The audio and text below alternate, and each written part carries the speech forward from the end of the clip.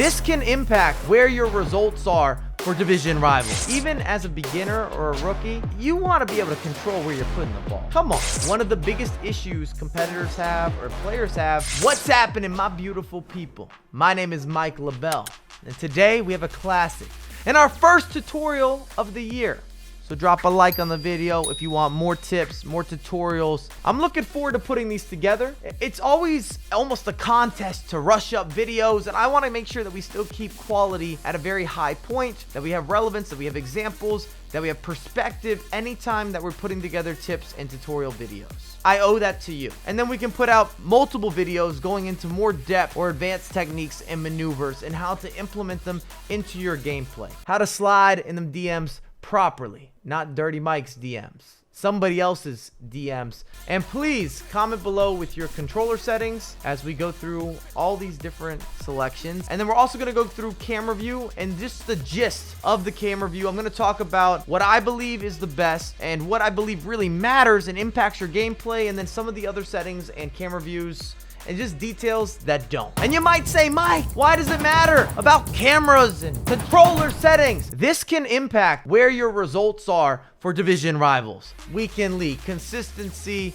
understanding the game. You could have settings on that should be turned off, and we shift everything for you. I'm not making it up. I'm not being a diva. I'm just a FIFA enthusiast, and this is the first, I repeat, the first discount double check that I do when I load up a new FIFA installment. We go straight to the controls, we analyze, we talk about them, we figure out what needs to happen here. You get the idea, and I've been streaming every single day on Twitch. Join that party. At the time that we're making this video, I am somehow still undefeated. I'm sure that will shift very soon. And if you haven't seen the FIFA school, you want to get better at FIFA, please check that out. It's linked down below. We have an exclusive podcast. We have tips, tricks, background information. We have a top 20 trader with a partnership with Rory. He's going to make sure that you make money on the back end, at least in-game currency. Fantastic investment. I wouldn't lead you wrong. If this is your first FIFA, you load up, play, online, customize. Pretty simple, but we'll start with the basics. We're going to settings, customize controls, FIFA trainer. Normally, I would always have this on hide, but hear me out. I'm going to show an example on screen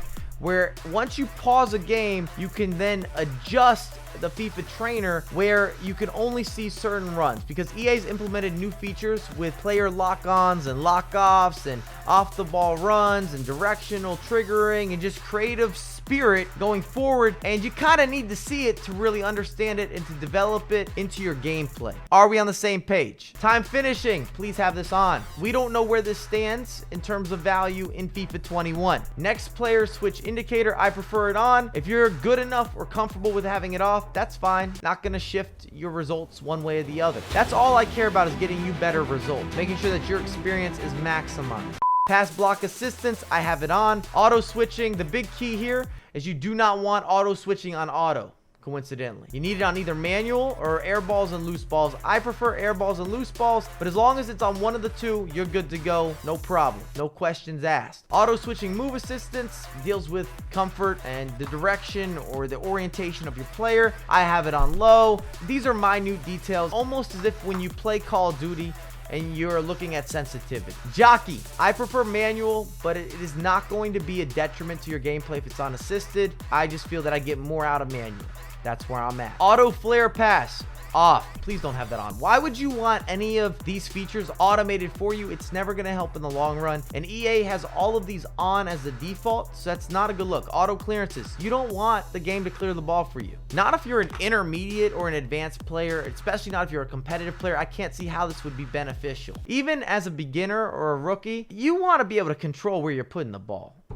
Come on. No way do you want this on. Same with auto shots. Can you imagine? You don't even score your own goals. You don't get to take credit. The AI, we're saluting them. No, we're not doing that. Not today, not tomorrow, not next month, not next year. Auto shots, I'm not about it. Player lock, have this on. It's a new feature. Basically, you click the left analog and the right analog at the same time, and it allows you to use off-the-ball runs to actually manually control another attacking player, and then you can deliver the good. I believe strongly that this will change the way that people play FIFA in the long term. It's going to take a while to get used to, but having certain levels of customization and being able to penetrate with manual control over some of the runs that need to be made or are necessary will allow you to find little tight windows, spaces, key areas on the virtual pitch. We always complain as a community about our players not knowing where to go. The AI doesn't function properly on the offensive end.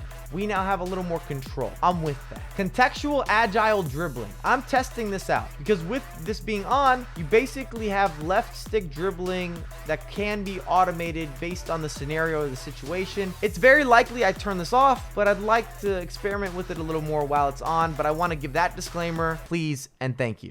Assisted headers, just like with everything else that's assisted, I cannot imagine a world where I have this on. I want to score my own goals, my own clearances, my own passes, my own shots that are going to be confirmed from yours truly. Right stick switching. You must be good at right stick switching if you want to be good at FIFA. One of the biggest issues competitors have or players have with defending is always going to deal with micromanaging and right stick player switching. A lot of people are not using it enough. They think they can get away with using L1 or not having a mastery of right stick switching, and you're going to get exposed even more so in FIFA 21 if you're not able to anticipate. Ground pass assisted, through ball assisted, shot assisted. I've always had cross on semi, so I went to semi. I believe this is assisted off the default, but I'm accustomed to having this on semi. And this is something that EA has done over the years. They will gradually shift and make adjustments in your controller settings where the previous year the default looked different, and then they just slide it this way and slide it that way and maneuver. Lob pass assistance assisted,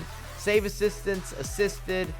You could jump around with some of these, but I wouldn't recommend it. You have to have an expertise if you're going to use manual passing. Analog sprint, I've never been a fan. I just turn it off. Defending has to be tactical. Legacy's not even going to work online. Pass receiver lock, I have it late. You can have it early. Just not going to impact your gameplay one way or the other. Controls. Attacking, I have it on classic. I know it says custom A. It's because I shift the defense, and I would highly recommend this shift. And it is going to take you time to get used to. There will be a learning curve as with any change that you make. It is not instant. You have to really and truly dedicate, but it is so much more organic, natural, feasible to how you defend, and even more so this year because you need to be able to tackle. You need to have the teammate contain. You got to be able to press. You're going to have to be switching players. So I have my tackle as X, and then I have my teammate contain as circle, which would be A or B if you're on the Xbox, and it just makes it where you're always letting off and on. It's very easy. The buttons are right next to each other. I don't like how teammate contain is R1. I think it's an awkward movement. I don't think it's familiar with the hand. You really have to train your hands that this is going to be an instinctive play from you. And I never touch the contain button, so I put the contain to R1 instead. I never use it, and then it's out of sight, out of mind. We've seen the controls. Let's talk camera views. We're going to go into game settings. Camera, you've got to be playing either tele-broadcast or co-op. I can't find another camera angle that has been beneficial or that I've seen used commonly amongst the community, especially at a higher level. Prove me wrong.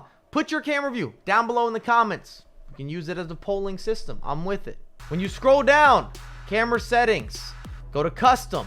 And then when you go into here, you have the height and the zoom. I'm playing at a 20:3 right now, but throughout the year, this shifts around. I started at a 15:5, and I'll move it accordingly. I want to see more of the pitch, or I want to see less of the pitch, or my skill move execution doesn't feel as clean or as crisp, but it's gradual. And I always stay in a tele-broadcast, but I've contemplated the change from tele-broadcast to co-op specifically for FIFA 21 because crossing is back into action. On a side note, when you go to visual, scroll down, I like to turn off scrolling lineups. I'm not sure if that's annoying to you. Sometimes it's a carryover. It's just moving and grooving, and it never helps. Thanks again for watching. If this is a video that you asked for, which seems to be a reoccurring question on social media, on my live streams, perfect. Drop a like, put in the comments. I'd love to know what you're using, both for your controller settings and then also your camera view. It allows me to kind of get a better idea or a better grasp of everything that's happening in the community. And also where I could shift if I want to make an adjustment or if I want to have some trial and error. And that's why I know what works and what doesn't work, is because I actually put it into motion. Does that make sense? Of course it does. And I have a lot more content coming out for you ASAP.